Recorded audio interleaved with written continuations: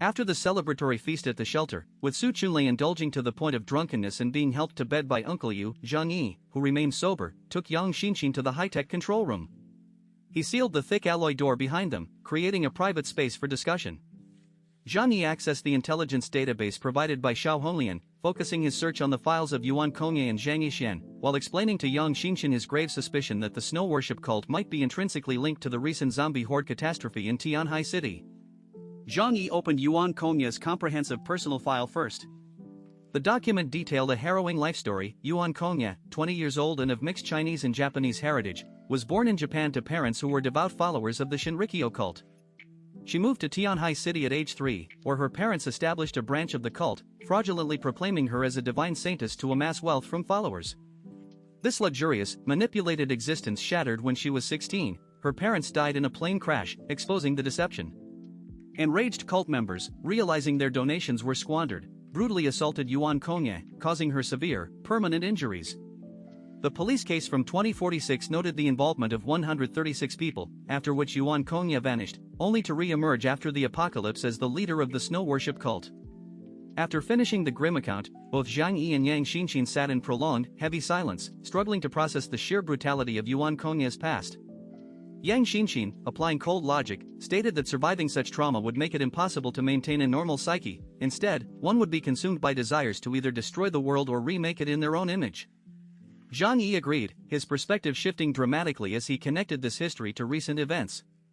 Zhang Yi articulated his new conclusion, stating that while everyone previously believed the snow worship cult suffered the heaviest losses in the zombie crisis, losing nearly 10,000 followers, he now doubted that narrative. Given her profoundly traumatic background, it was plausible that Yuan Kongye did not care about those followers' lives at all. He suggested that those massive casualties might have been a deliberate sacrifice, a smokescreen used to conceal her own deeper, darker conspiracy, for which he now felt he possessed a form of evidence rooted in understanding her twisted motivations.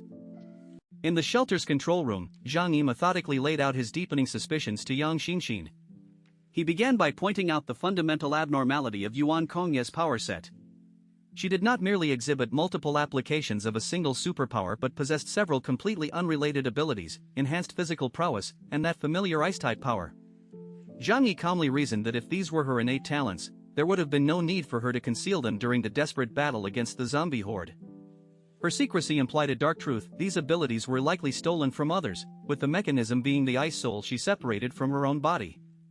Yang Xinxin's expression grew grave as she processed this. A being who could accumulate the strengths of many superhumans would have no clear weakness, rendering her practically invincible.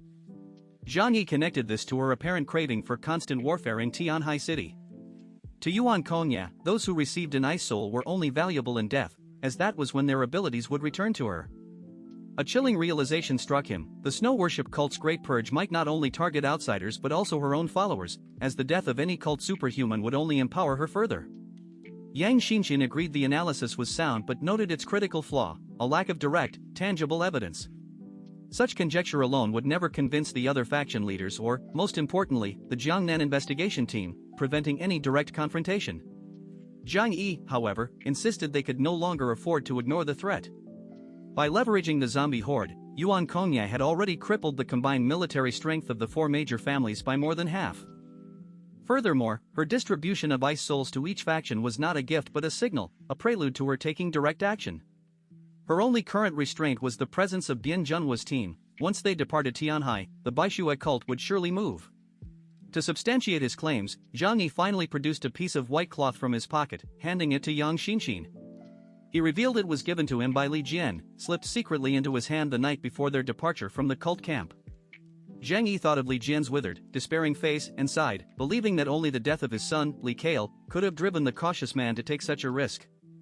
Yang Xinxin carefully examined the cloth, finding it was a letter written not in ink but in blood. The contents, from Li Jian, detailed his harrowing experiences since arriving at the snow worship cult 28 days prior. Yuan Kongye, aware of his ability, had assigned him to cultivate a gigantic plant called the blood vine in an abandoned building beside the church, using his own blood to accelerate its growth. Initially believing it was merely a food source, Li Jian gradually uncovered disturbing truths. First, the red fruit produced by the vine induced a state of mental confusion and euphoria, akin to hallucinations. Distribution was always paired with Yuan Kongye's teachings inside the church, leading Li Jian to suspect a method of hypnosis to enforce loyalty, a tactic historically used by cults with hallucinogens. He and his family avoided consuming the fruit, a choice Zhang Yixian noted but did not forcefully challenge due to Li Jian's usefulness. The second revelation concerned the blood vine's true nature. It was not a simple food producer. Cult members fed it by throwing corpses into the building, where the vine would envelop them in cocoons to absorb nutrients. Li Jian observed that some cocoons were peculiarly large and continued to expand rather than dry out, as if drawing energy from the others to nurture something within. He harbored a terrible suspicion that these special cocoons were gestating the source of the zombie virus, though he admitted this was speculation without proof. He strongly believed a thorough study of the blood vine would reveal the truth. Third, the letter confirmed Yuan Kongye's madness through the brutal purification ritual, castration, inflicted on underage boys who joined the cult, a fate that ultimately befell his own son despite all precautions. Fourth, Li Jian recounted accidentally witnessing Yuan Kongye personally strangle a female priest who had been close to him, a woman who had never given any overt cause for displeasure. After finishing the letter, Yang Xinxin looked up at Zhang Yi, now fully understanding the bedrock of his certainty. Zhang Yi, crossing his arms, stated that Li Jian's proximity to Yuan Kongye and the cult's core provided invaluable insight. Synthesizing this evidence with his own theories, it was nearly certain the Baixue cult and its leader were profoundly compromised.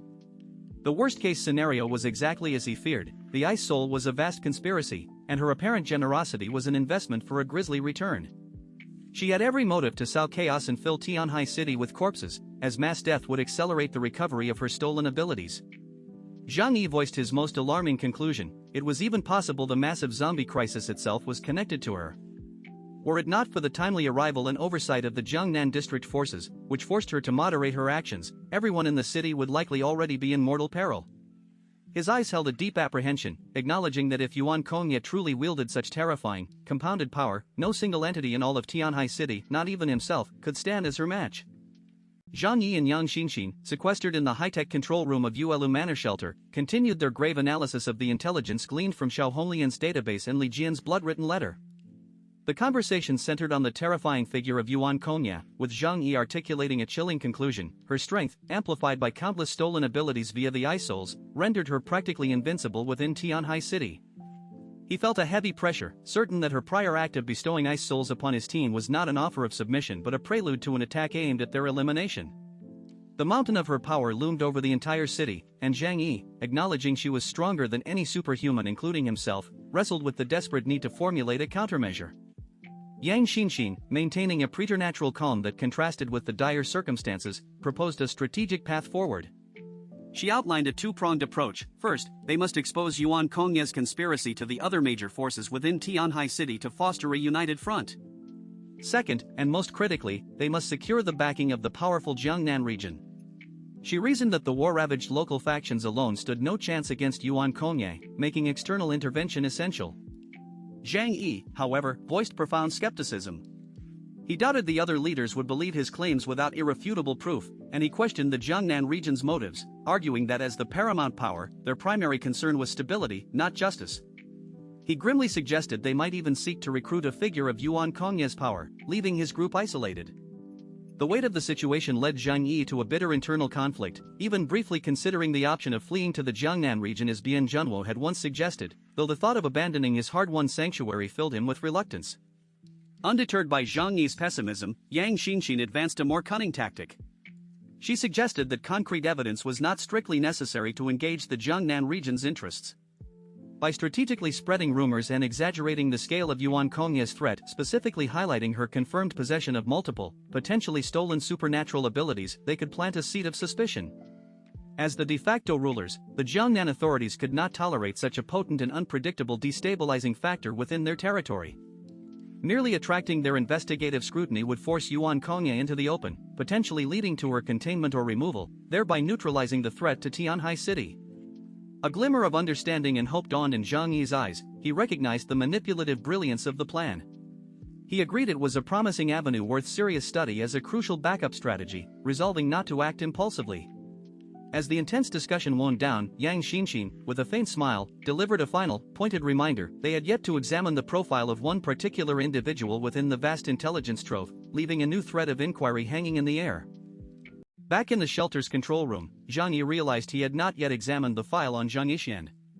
Questioning the high priest's relevance given the overwhelming threat of Yuan Kongye, Yang Xinxin pointed out a critical distinction: whether the entire Baishu sect was complicit in the conspiracy or merely deceived. She argued that if the latter were true, they could potentially turn Yuan Kongye's subordinates against her. Zhang Yi, recalling the sect's heavy casualties in past battles, agreed it was unlikely many knew the truth.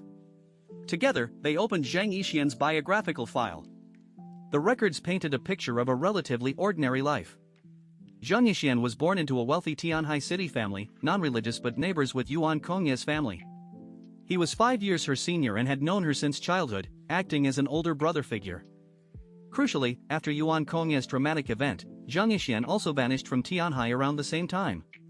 Xiao Holian's intelligence included the speculation that the two had likely lived together afterward, with Zhang Yixian accompanying the severely traumatized Yuan Kongye to a well-known domestic sanatorium for treatment.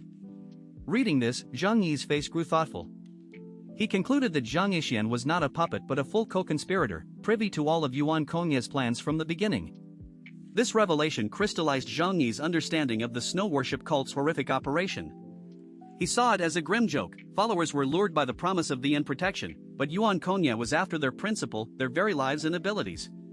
The cult's aggressive recruitment was to secure a large pool of test subjects. The Great Decree would select the talented, bestow ice souls to awaken their powers, and then, through various means, have them killed so their abilities could be reclaimed by Yuan Kongye. Zhang Yi connected this to the empty superhuman shells he found after the Battle of 5 Armies, whose abilities he couldn't absorb. A chilling realization settled over him: Yuan Kongye had been plotting since the apocalypse's dawn, absorbing countless abilities to become Tianhai's most invincible superhuman. Overwhelmed by the chaotic implications, Zhang Yi rubbed his temples and asked Yang Xinxin to help him devise a strategy to avoid being purged. He held no illusions. Yuan Kongye had sacrificed tens of thousands and had even given him an ice soul. As a top-tier superhuman, he was prime nourishment. He saw only 2 paths: abandon the shelter and flee to Jiangnan district, or find a way to kill or cripple Yuan Kongye. Leaving the control room for his luxurious bedroom, Zhang Yi lay on his expensive bed, his mind swirling with unresolved questions about zombie hordes, the cult, ice souls, and the blood vine. He knew any workable battle plan required both sufficient strength and detailed intelligence, neither of which he yet fully possessed, forcing him into a tense period of anxious planning.